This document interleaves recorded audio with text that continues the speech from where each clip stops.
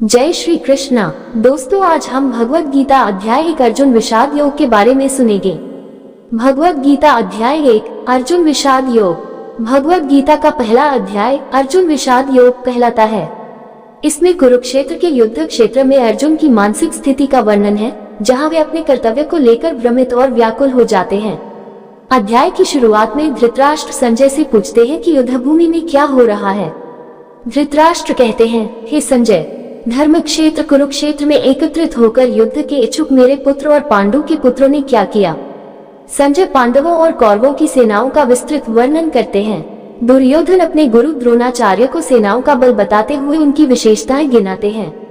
युद्ध से पहले दोनों पक्षों के योद्धा शंखनाद करते हैं। अर्जुन का दिव्य रथ कृष्ण द्वारा चलाया जा रहा है। अर्जुन कौरवों की सेना में अपने बंधु बांधवों, गुरुजनों और मित्रों को देखकर दुविधा में पड़ जाते हैं। वे सोचते हैं कि अपने ही स्वजनों का वध करना अधर्म होगा। अर्जुन का हृदय भर आता है और उनका गांडीव धनुष गिर जाता है। अर्जुन कहते हैं कि युद्ध करना उनके लिए पापमय होगा। वे भगवान श्री कृष्ण से कहते हैं कि वे युद्ध नहीं करेंगे और रथ में बैठ जाते हैं। इस अध्याय में अर्जुन की मानसिक पीड़ा और उनके धर्म के प्रति भ्रम को दर्शाया गया है। यह अध्याय जीवन में नैतिक दुविधाओं और कर्तव्य के महत्व को उजागर करता है। अर्जुन के प्रश्न अगले अध्यायों में श्री कृष्ण द्वारा उत्तर दिए जाते हैं। आइए दोस्तों, अब इस अध्याय के 47 श्लोकों को हिंदी में एक एक करके सुनते हैं। धृतराष्ट्र ने कहा, हे संजय, धर्मभूमि कुरुक्षेत्र में युद्ध के लिए एकत्रित हुए मेरे और पांडवों के पुत्रों ने क्या किया।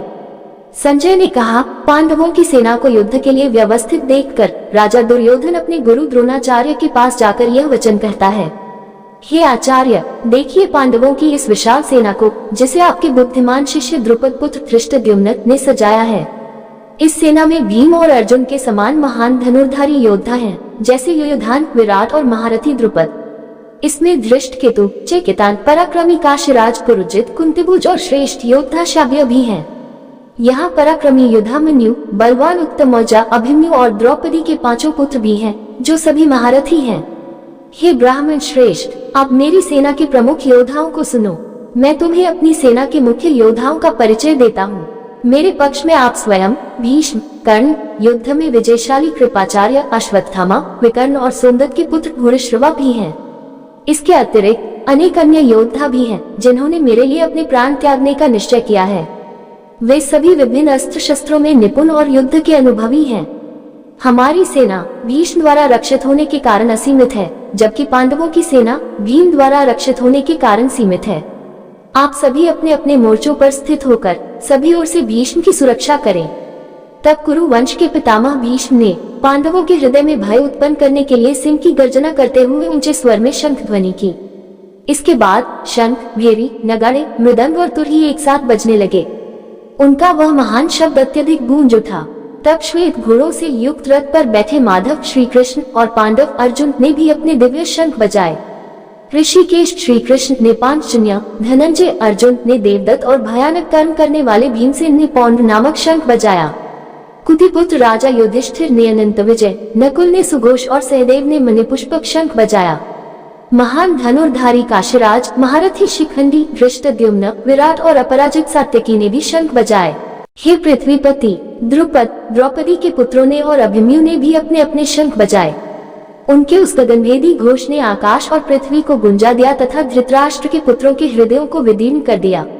हे महाराज, तब युद्ध के लिए तैयार खड़े धृतराष्ट्र के पुत्रों को देखकर कपिध्वज अर्जुन ने अपना धनुष उठाया और ऋषिकेश श्री कृष्ण से यह वचन कहा।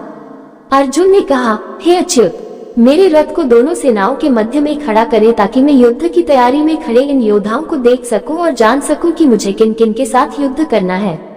मैं इन युद्ध के इच्छुक योद्धाओं को देखना चाहता हूं, जो दुर्योधन की कुप्रबुद्धि के लिए युद्ध में भाग लेने आए हैं।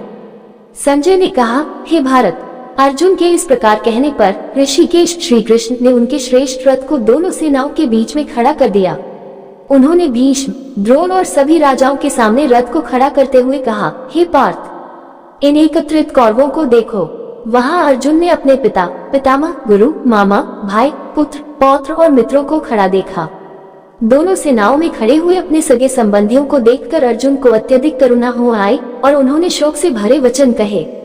अर्जुन ने कहा, हे कृष्ण, युद्ध के लिए उपस्थित इस स्वजन समुदाय को देखकर मेरे अंग शिथिल हो रहे हैं और मेरा मुख सूख रहा है।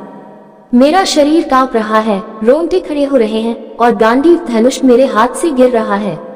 मेरी त्वचा जल रही है, मैं खड़ा नहीं रह पा रहा हूँ, मेरा मन विचलित हो रहा है।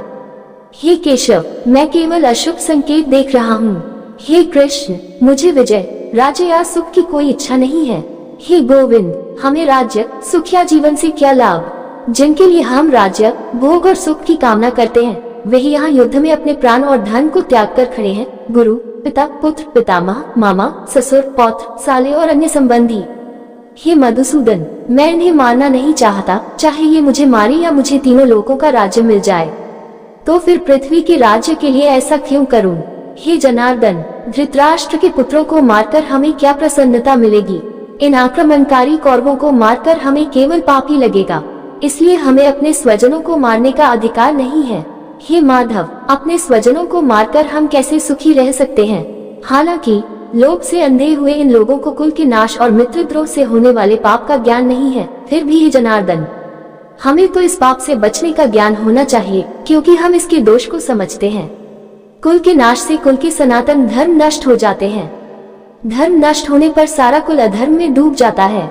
हे कृष्ण, अधर्म के प्रभाव से कुल की स्त्रियां दूषित हो जाती हैं, और हे वृष्णि वंश के श्रेष्ठ, स्त्रियों के दूषित होने पर वर्ण संकर संतति उत्पन्न होती है।